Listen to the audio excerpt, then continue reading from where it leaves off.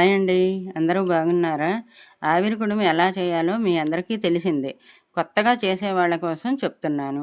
ఆవిరి కుడుము పాత్రలో వండితే గట్టిగా వస్తాయి. అదే నేను చెప్పే విధంగా చేస్తే దూదిలా మెత్తగా వస్తాయి. ఇది ఆరోగ్యానికి మంచిది. ఎలా చేయాలో చెప్తాను. ముందుగా మినపగుళ్ళు 2 గంటలు నాననివ్వాలి. తర్వాత గ్రైండర్ వేసుకోవాలి. పిండి బరక లేకుండా, పల్చగా కాకుండా వీడియోలో చూపిస్తున్న విధంగా గట్టిగా ఉండాలి.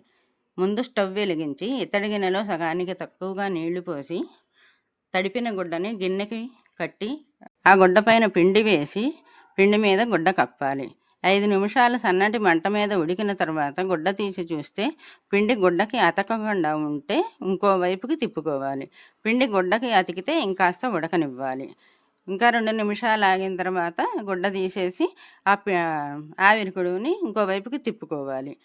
అప్పుడు మళ్ళీ ఇంకా 2 నిమిషాలు ఉడికిన తర్వాత అప్పుడు ఆవిరి కుడుము రెడీ అవుతుంది. మా వీడియో చివరిదాకా చూసినందుకు థ్యాంక్స్.